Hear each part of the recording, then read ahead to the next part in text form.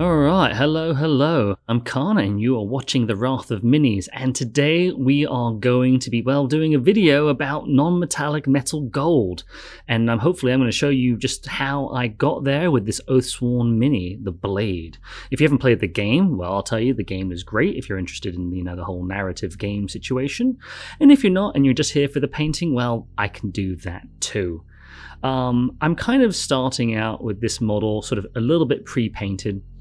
I did a black coat of primer, I did a white Zenithal with the white ink, and then I did a base coat immediately with my airbrush of royal brown, and then I switched to golden brown, and then I went to a warm yellow color, all with my airbrush going into different layers and just trying to get a blended effect about bringing up this non-metallic gold and trying to get it closer to a finish point without having to do all of it by hand.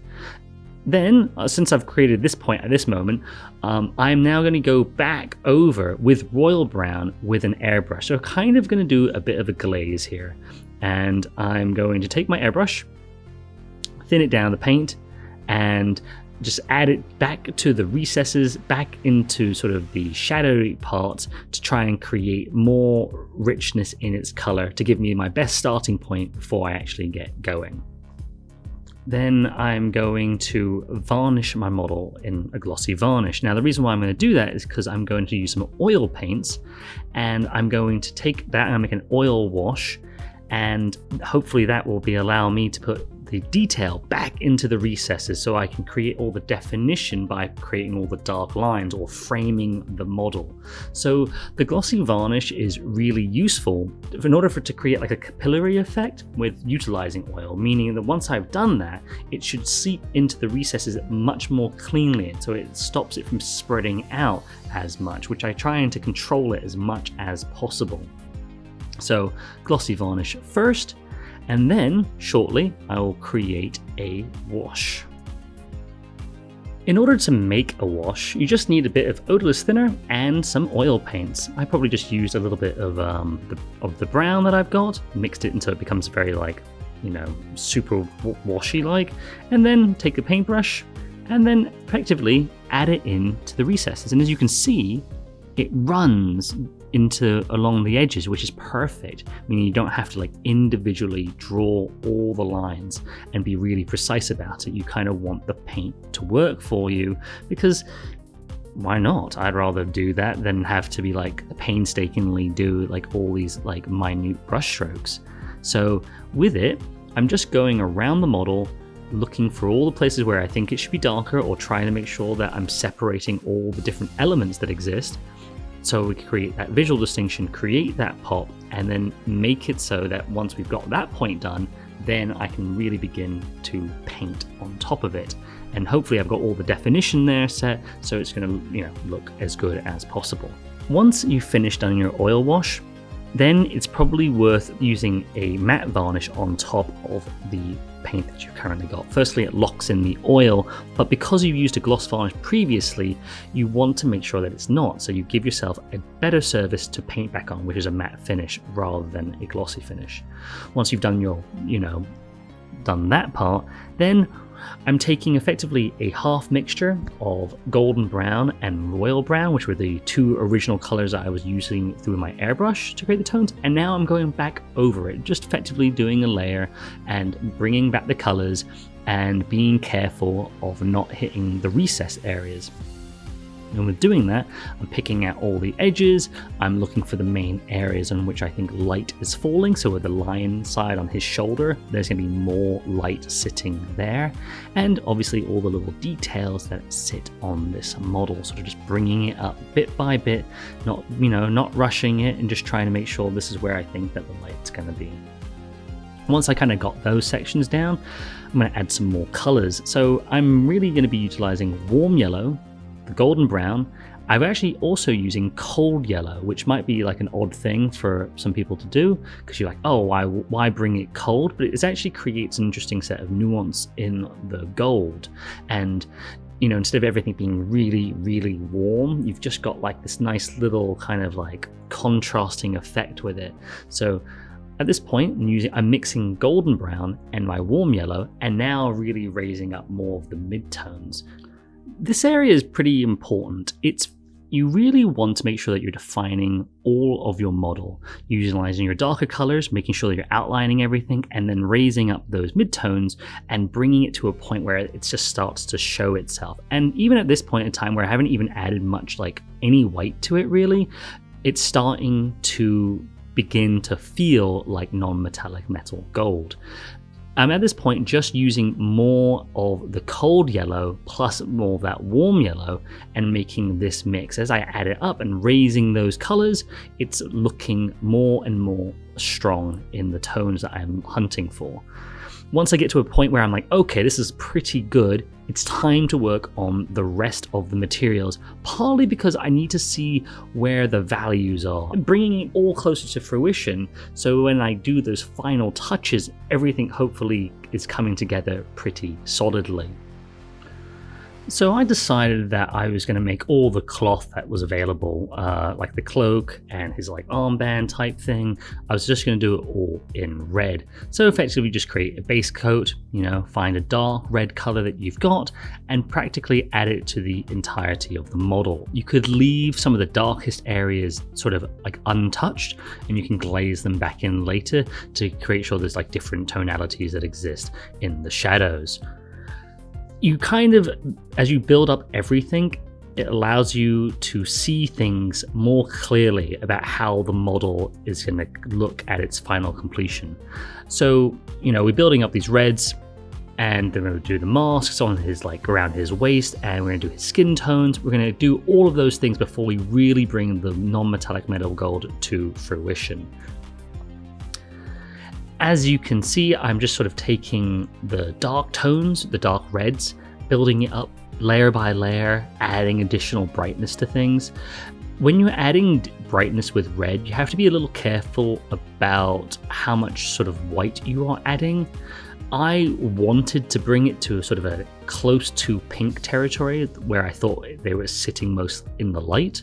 So I was like, oh, I'm going to do this leg area here to make sure there's like visual, something that was cool. And his armband, I was like, let me add a bit more pink white to it. But at the back, I kind of just left it much more cleanly. I didn't go heavy with it. I was like, this sits in the shadow, this will be fine. I'll just pick out a few little details of that area and it should be pretty good. I'm also going to go over it with an airbrush at the end, so it's going to blend it all together much more smoothly than I was going for. Again, picking out all the cloth parts, I was like, oh yeah, I'm going to get these things, then do the mask that he's got. I don't know why he's got a bunch of masks, and I was sort of copying the main art that exists for this model. So I was like, this will do pretty well. And once everything is kind of set there, I'm like, time to do the face.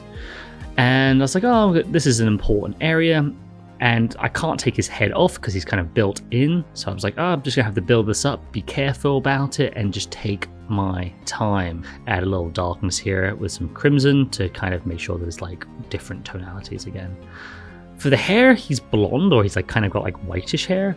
And I happen to have a little bit of yellow with a beige or a kind of khaki color. And it immediately became his hair, and I was like, that worked out pretty well. So as you're building all these things up, the model looks more and more like what you want it to look like. And so you go, just checking it out, making sure that everything is, well suited. And I think it looks pretty good right then and there. But there's still more refining to be done with the non-metallic metal. So we were taking that, and we're kind of leaving all of the very fine detail points until the end, where we start really adding white to the effect of the gold. Midtones, when it comes to non-metallic metals, is probably the most important thing. It's the area that you really want to have a variety of different tonalities existing to make it feel like it's a real thing, rather than just, if you add too much white to stuff, you'll actually lose the effect of your non-metallic metalness. So you want to make sure that the main colors, your yellows, are the main colors that people are actually seeing, and just the whites and the bright points, you're just adding a little bit in like the major area, and it kind of sells the effect. And so that's what we're hunting for, hopefully. As you can see, I've begun on the sword, and the sword I just started out as green, and I was like, oh, I'll make it bright, so I just added some sort of whites to it.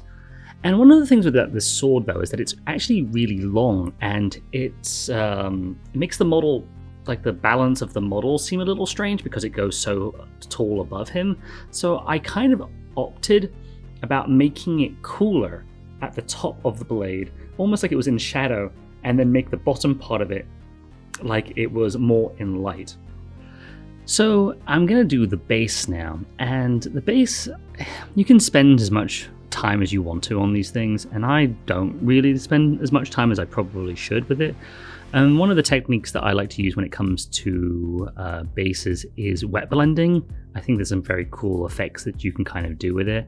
So I sort of took like greens and purples and some turquoises, added them together, try to pick out different details, and then you sort of like mulch them all together effectively while they're all a little wet still, just so that they kind of bleed or blend together. You just use the worst brush that you've got at hand, and I took a bit of yellow, added it, kind of thought of it as like little like flowers, speck type things.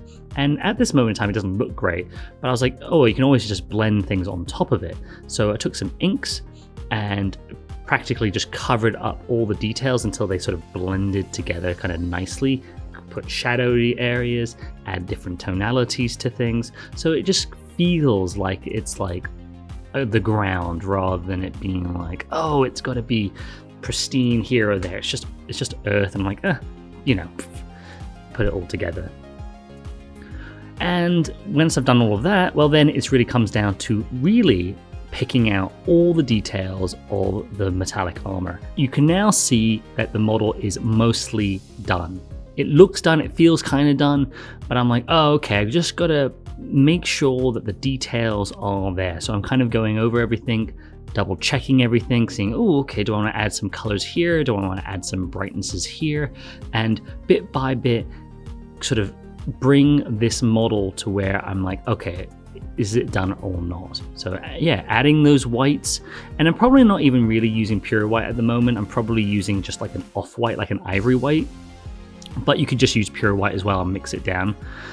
So when you feel like it is done, I get to a point where I'm like, okay, I want to blend some things together. And so I'm going to utilize an airbrush. I'm going to mix some strong colors like magentas, maybe some turquoises, maybe some of the rich browns that I've got, and I'm going to airbrush some of the tone. So now it's very important. I'm bringing it down to a glaze consistency. It's mostly water with a bit of pigment. I need to make sure how strong these things are on a piece of paper before I do anything first, and then go really into the shadows. I'm making sure that I do not touch the highest highlights at this point. So like his like line shoulder bit, I'm not really touching it. Or if I'm gonna catch it, I'm coming up from like a bottom angle area. So I'm only catching the sort of shadowed areas. Once I've kind of got that done, I'm kind of like making all the darks that much darker. And so it's an interesting way of like making a miniature more cohesive in its feel, because you're creating all these tonalities which are the sort of same thing and putting it all together over the model. However, once you've done that, you now need to add back your highlights, because you practically have reduced the values of everything down with your airbrush.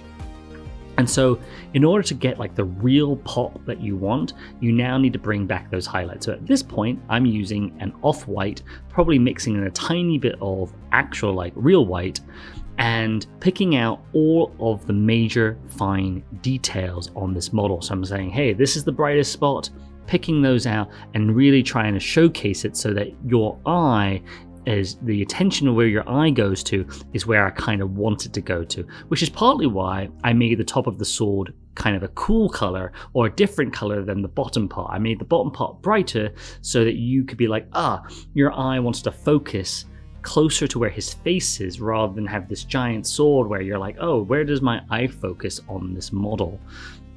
So you can kind of see like it all coming together. I'm like, ah, yeah, that was my main money shot view right there. And I think it looks pretty cool. I'm pretty happy with this. I'm very psyched to be able to play with a model that looks like this for my games of Oathsworn. And hopefully that gave you an idea or a feel about what it took to get this model working. At the end of the day, we utilized really, in terms of the gold, about 5 colors. You could have done it with 4, really. Instead of using an off-white like an ivory, you can just use a really straight hard white, mix it down, and you would have your colors. So, yep, hopefully that gave you a sense, an idea about things, and it gave you a way or a direction in terms of how you can paint your own model in non-metallic metal gold.